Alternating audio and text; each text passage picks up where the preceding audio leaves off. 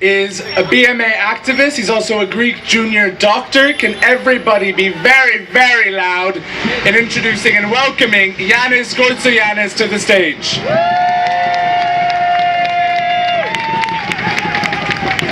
Hi everyone, thanks for having me here. Let's be absolutely clear about one thing. By refusing so far to confirm the rights of EU migrants in this country, our government is implicitly threatening that if need be, it would expel people who have been here for decades. People who may have spent the majority of their lives here. People who may have raised children here, paid their taxes, who've worked day in and day out as cleaners, as builders, as teachers, as doctors and as bus drivers. And of course, this government's specific attack against EU migrants is part of a wider and deeper attack against all migrants to this country. The government will seek, and it's already seeking to, play off the rights of EU migrants against the rights of non-EU migrants. And it will necessarily deploy racism in all of its forms, both explicit and covert, in order to achieve that playing off of rights.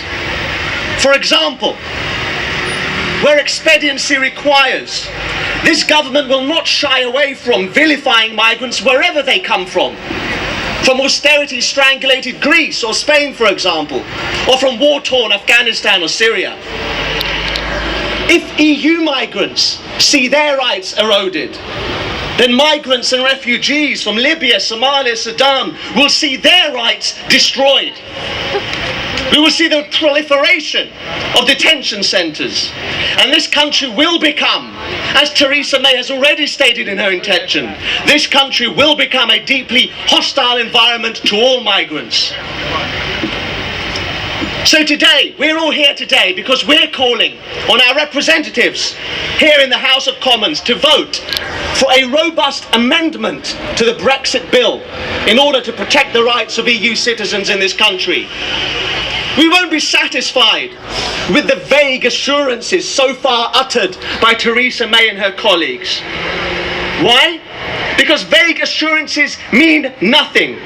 And I will give you some evidence as to why vague assurances from the Conservatives mean nothing from my experience working as a junior doctor in the NHS. Many of us in the NHS trade union movement warned years ago that this government would attempt to introduce a passport test to deter migrants from using the NHS. The Tories denied this. They were at pains to provide assurances that this would never happen. We also warned that the Conservatives would seek to introduce the use of chip and pin machines by the bedside in order to charge migrants using the NHS. And again, the Tories denied that they would even dream of doing such a thing. Well, now take a look at the last few months. In a whirlwind of decree and legislation and financial penalisation, the Tories are indeed confirming our darkest predictions. As recent headlines have shown, they are introducing a passport test. They are seeking to charge migrants, patients in need who happen to be from abroad. And the whole raft of government policy announcements is attempting to embed a systemic racism deep into the heart of the NHS, codifying that racism, normalising it, promoting it, rewarding it.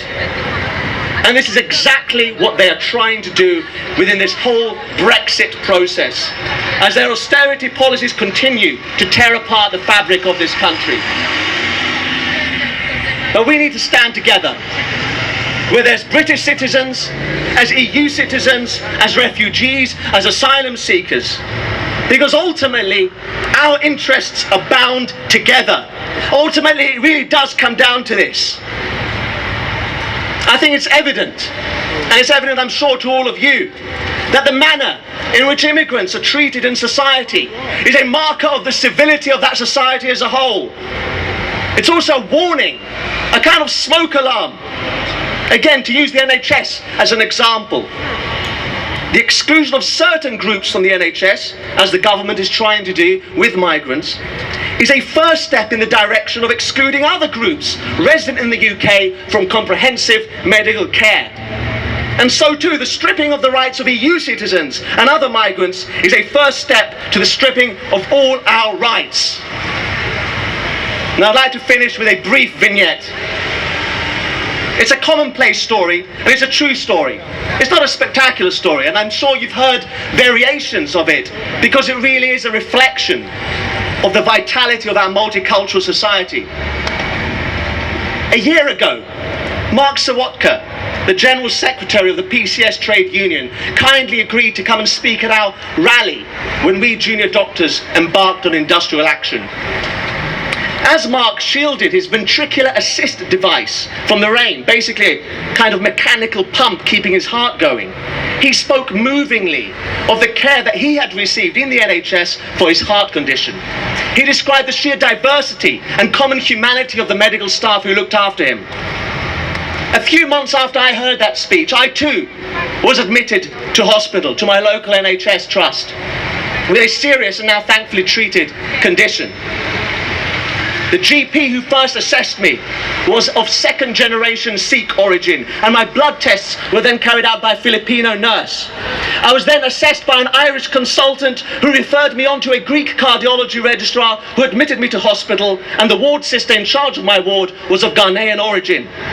On discharge, I was followed up in the clinic, where I was seen by an Albanian echocardiographer, a Macedonian cardiology SPR, and only a few weeks ago, again by a consultant of second generation Sikh origin. And throughout my stay, I was visited by my trade union colleagues, my friends, European, Sri Lankan, Bengali, British. And throughout that process, throughout that whole hospital stay, our interactions were not mediated through race or ethnicity or religion. We were doctors, we were patients, carers, scientists, co-workers, trade unionists. We're not bargaining chips, we're not aliens to each other, we are all responsible to each other, and regardless of the outcome of today's vote, let's never ever forget that. Thank you.